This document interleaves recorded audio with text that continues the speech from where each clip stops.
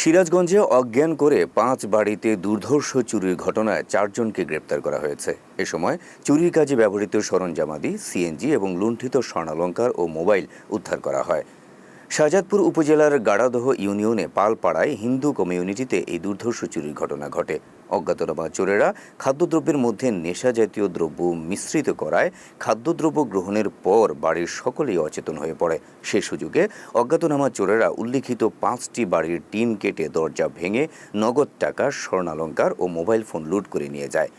এই ঘটনায় গৃহকর্তা শঙ্কর পাল বাদী হয়ে থানায় মামলা করে।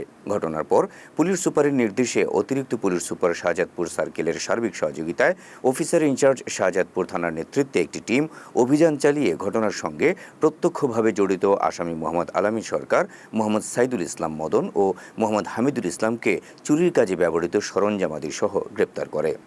পরবর্তীতে তাদের দেয়া তথ্য মতে অন্য আসামি শ্রী পল্লব কুমার কর্মকারকে গ্রেপ্তার করে তার দেয়া তথ্য মতে তার নিজ দোকান থেকে লুণ্ঠিত স্বর্ণালংকারের মধ্যে ৫ ভরি ২ আনা স্বর্ণ এবং ৩ ভরি ৮ আনা রূপা উদ্ধার করা হয়।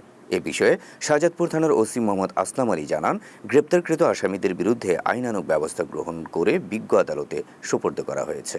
আপনারা ইতিমধ্যে দেখেছিলেন গত ৩/11/২০২৪ তারিখ আমাদের শাহজাদপুর উপজেলা গাড়াদহ ইউনিয়নের পালপাড়া হিন্দুপাড়া 5টা বাড়িতে অজ্ঞান করে পুরো বাড়ির সকল সদস্যদের মানে অজ্ঞান করে রেখে পুরো বাড়িতে তাদের মানে টিন কেটে ঘরে ঢুকে ধরেন মালামালকে স্বর্ণালংকার চুরি করে, মোবাইল ফোন চুরি করে দিয়ে দেয়। এই ঘটনার পর থেকেই মাননীয় পুলিশ সুপার মহোদয়, আমার অতিরিক্ত পুলিশ সুপার শাহজাদপুর সার্কেল মহোদয় সার্বিক দিক নির্দেশনায় আমরা টিম শাহজাদপুর এই ঘটনা সংক্রান্তে ব্যাপক অনুসন্ধান ও গোয়েন্দা ইন্টেলিজেন্স সংগ্রহের কাজ শুরু করি।